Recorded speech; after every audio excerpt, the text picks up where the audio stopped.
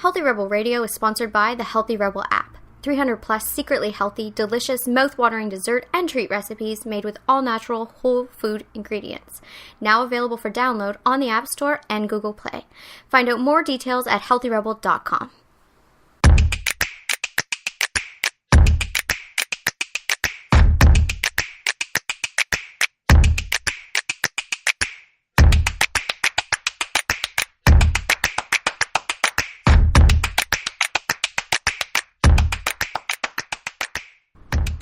Welcome to Healthy Rebel Radio. I'm your host, Dr. David Geiser. I'm here with my Gaming Health Healthy Rebel co-founder, Amy Lane. Good morning. Good morning. Today we're talking about sacred spaces in the home. We've been talking so much lately about setting your home up for success and only bringing in things that support your highest good health-wise. We've been talking about how to get cardio in using these specific techniques. Today I want to dive into your sacred space and how you've developed it, what it is, why you use it, all these sort of things. Now, if you're not familiar with what a sacred space is, Amy's got a space in the home that is literally just hers, that has a whole assortment of things in there. That kind of like I don't even really know the whole extent of it. And I don't know. It doesn't really need to be this foreign thing, but I mean, I think you found it valuable, and I wanted to see what your opinion is and how people can use it maybe to improve their lives. I do love my space. It's your thing. It is my thing. It's my little tiny piece of my own.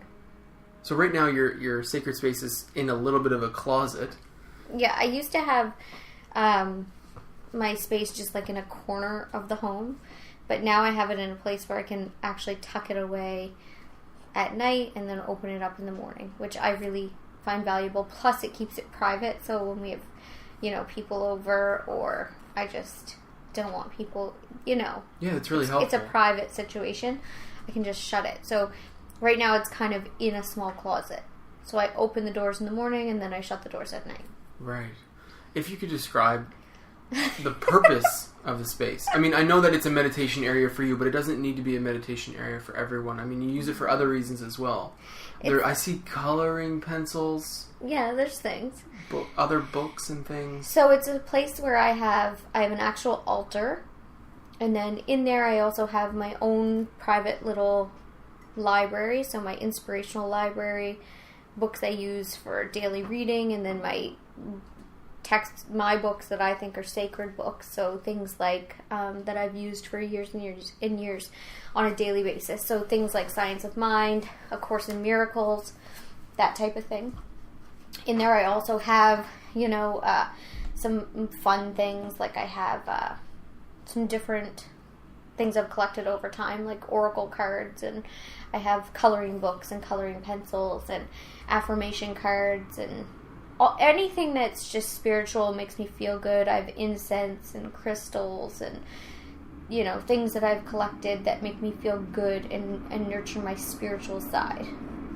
And there I have, I used to have a bench, but someone broke my meditation bench.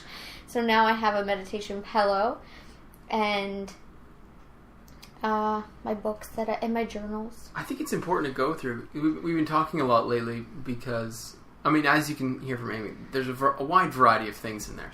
But the key point is that there are things that make you feel good.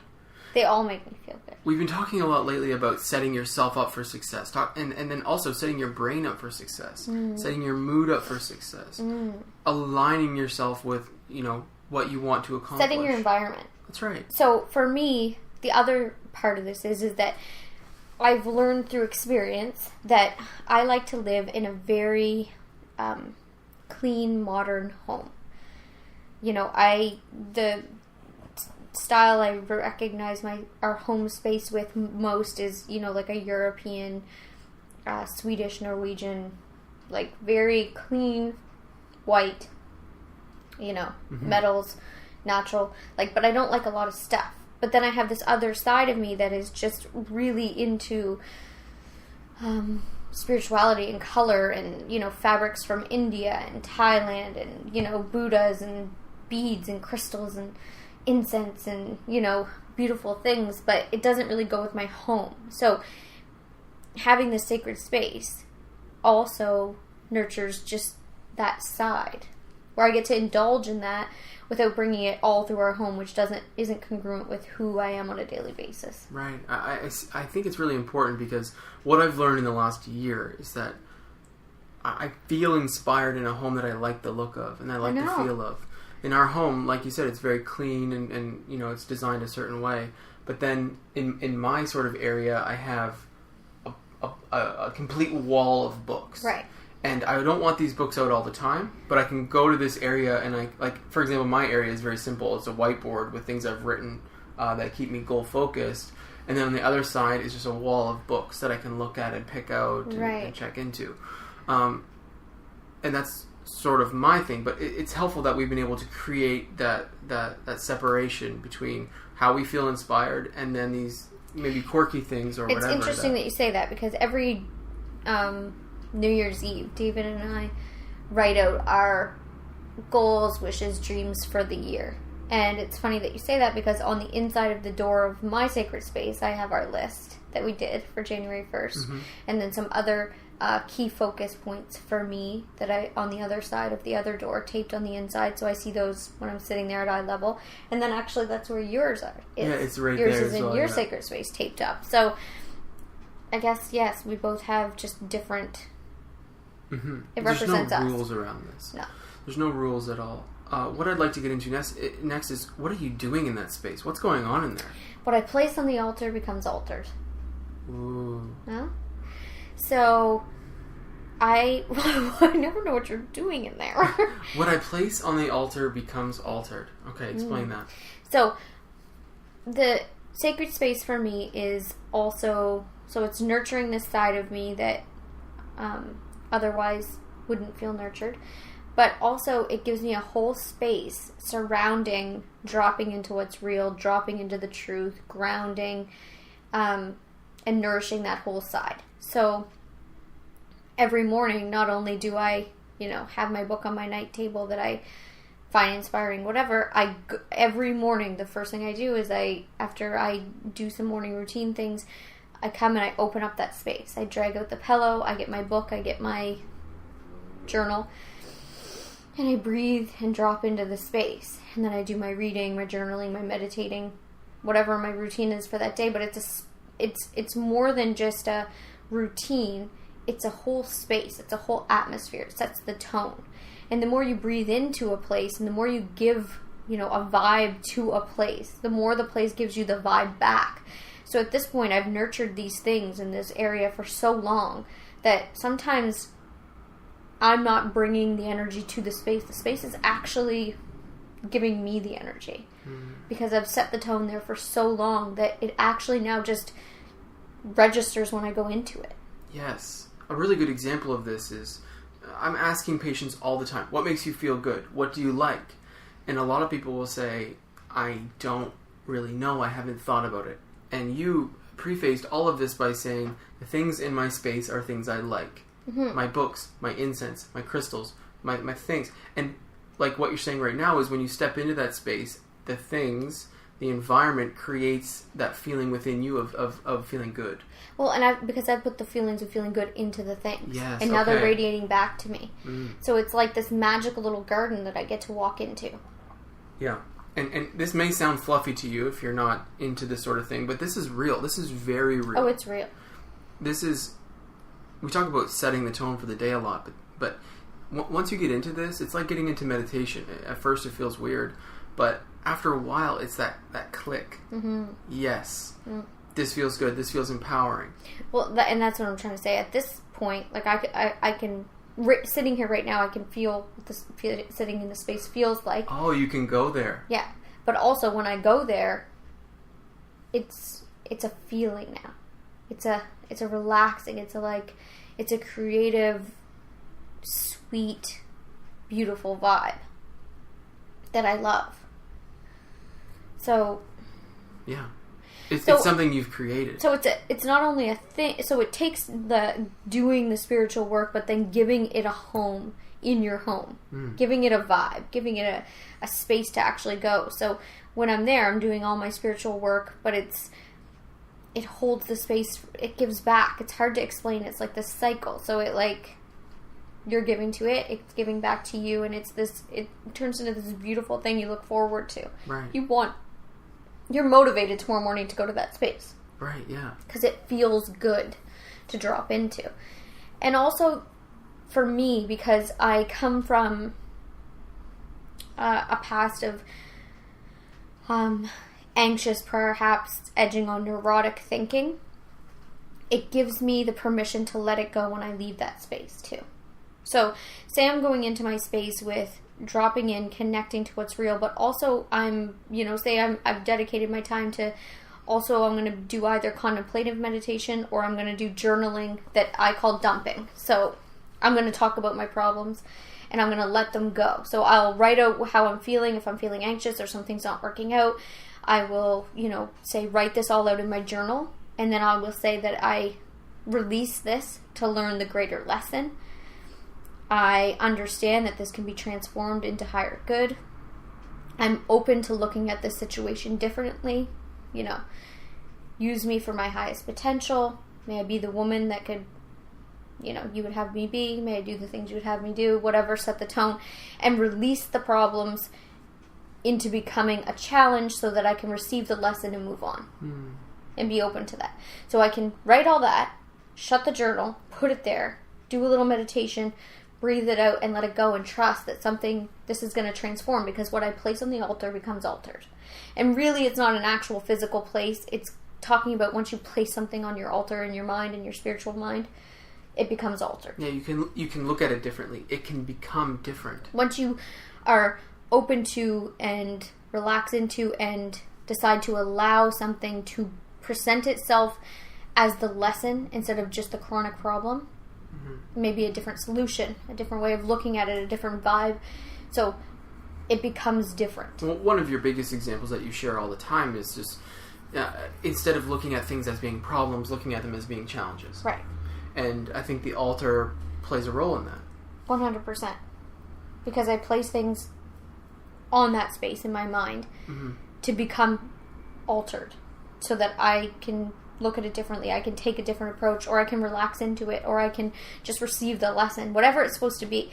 But I find that actually physically doing that, leaving the journal in the altar and physically letting it go and trusting that there's going to be a good outcome and saying thank you and leaving that space, it just does good for the soul. Right. For someone who doesn't have one currently and who's looking to start one, how do you start one? What do you do? Whatever feels good. How did you start? Like, what were how did this evolve for you, and where did it begin, and how did it start? I started to not like that on my desk I had all my work stuff, but then I had like all my crystals and my Buddhas that I collected, but then I also had a stack of all my spiritual text. And I found that it was really hard for me to, so I'm going to half an hour do this before I start my work day, then I'm going to do my work day, but then I'm kind of looking at I wanted to physically separate it, and I wanted my own space. I wanted all my stuff that fills me up spiritually or taps me in or lights me up, whatever each thing does. I just wanted a space where it was. So at the time we didn't have a lot of space, so I had this weird little corner area. So I just set up a little table, put my big Buddha on it, put, my necklaces, my crystals, all my stuff around it underneath, just set up a little makeshift bookshelf with a stool in front of it so I could sit and do my meditations. And that's what that... Right. It can be that simple. You can start with just a little table with a crystal on it. Whatever feels good to you. Exactly. It can be literally a pillow in your journal.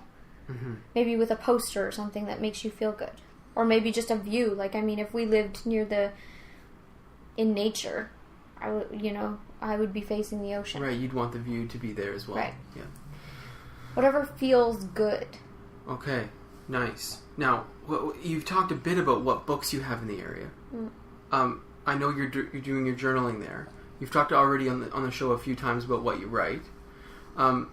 Are there any specific other books you'd like to share about what's there? It doesn't really matter, does it? It's about things that make you feel good. What feels good. I have a few Michael Beckwith texts that I go back too often. It's whoever feels good to you. Like, there's spiritual teachers that just vibe with me, that, you know, just, I fall in and out of their teachings, but they always seem to come back, and I believe they're deeply rooted in the truth. And Michael Beckwith, Marianne Williamson, Oh, exactly. and then the oldies. Yeah, for like, sure. What are some of their names? I can't think right now. Science of Mind. Science of Mind, Course in Miracles. I mean, Louise Hay, Wayne Dyer, all No, these but guys. their names. Ernest Holmes. Yeah. Yeah, exactly. So one other one that I don't think we mentioned yet is this Marianne Williamson daily. I don't know if they're meditations or what are they. You really like the daily ones. I like all daily things because I'm quote unquote busy. Yeah. And just telling myself it's a sentence. Like, right, once, you can just drop I in. heard her once say this. Like, someone was like, I don't have time to be spiritual. And she's like, it's reading a sentence. If you don't have time to read a sentence, like, come on. Then you should sit down and read 3 pages. I love that too. Yeah, right. If you don't have 10 minutes to meditate, then you should do it for 30 minutes. Like, I love that. It's so true, because it's just like your ego, and then like you just bust your ego down. It's like, oh, it's so true. Yeah, that's Marianne who talks like that, isn't it? Yeah, I love it. She's just so honest. Mm-hmm. It's so refreshing. She doesn't coddle anybody. So if you're offended by the truth, don't go to her yet, because she's just so real. And it just reminds you, like, oh, I'm tricking myself. Yes, right. You know, oh, I'm blocking my own good. This Yeah. is really stupid. The final question I have for you about this sacred space is how is this applicable to weight loss? How can this space in your home be helpful on your journey? Set your tone. Set your intention. Hold your tone. Hold your intentions. Keeps you honest. Keeps you refreshed. Keeps you in the vibe. It nourishes motivation. It nourishes feeling good. It nourishes keeping in that constant space of what's real and peace and true happiness, and like that, like, not the high levels of like, woo, I'm so happy. Like, I'm talking like happy that's on a low hum, that nothing, someone can tell you off and you think it's funny. Mm-hmm. Like, you're just good. Like, you're solid. It's a different type of peace that just needs to be maintained. And it's one of those things too that creeps up.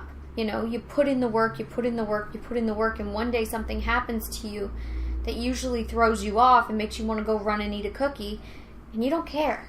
No, because you're centered and you're in control at that point. You've changed. Right. You're on a different vibe, and what used to bother you can't touch you anymore.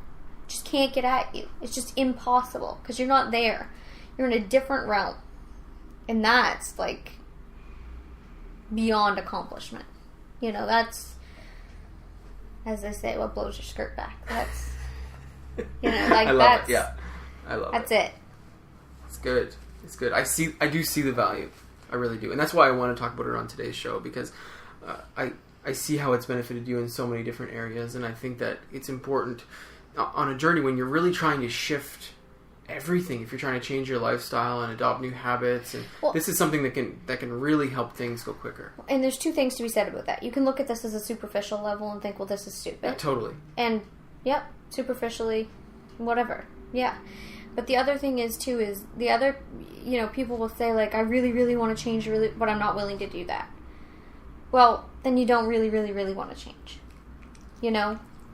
Why not use all the tools in the tool chest? Mm-hmm. And if you do this thing for 6 months, a year, and you think it's stupid and it doesn't make you feel good, then don't do it.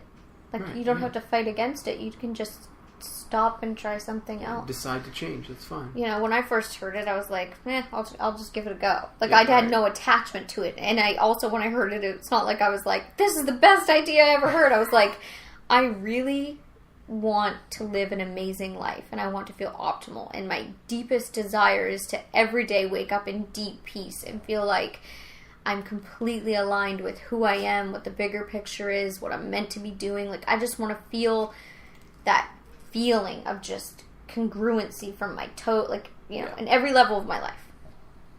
So I thought, I'll try it. Perfect. You know, Yeah, I want to put my stuff somewhere anyway. Yeah, right. I need storage as it is. Yeah, so, you know, and then years have passed, and I love it. Like, I love my space. I look forward to opening those doors every morning. Mm-hmm. you know. And I feel the same gratitude when I shut them every night. Mm-hmm. I love it. It's a good lesson. It's a good lesson. And I think that it's easy to adopt, and you can start. There's no rules. It's like whatever. No. Yeah. It's based in whatever feels good for you. Right. Great. Well, that's Healthy Rebel Radio for today. If you enjoyed today's show, please subscribe on iTunes or Stitcher Radio. For episodes sent to your inbox weekly, sign up for our newsletter on DamiHealth.com. Thank you so much for listening, and have a great day. See you. Healthy Rebel Radio is presented by the online health and wellness center, DamiHealth.com. Since 2009, Amy Lane has successfully coached thousands of women through her signature program, the Bikini Body Program. Join today to work exclusively with Amy to unveil your greatest yet to be from the inside out. Go to DamiHealth.com for more information. Thank you for listening to Healthy Rebel Radio. Please connect with us on our community pages on Facebook, Pinterest, and Instagram, all at the handle @DamiHealth. For weekly recipes, articles, and all our episodes straight to your inbox, join our newsletter at DamiHealth.com. You can find all the links discussed in today's episode in the show notes. Thank you for joining us, and see you tomorrow.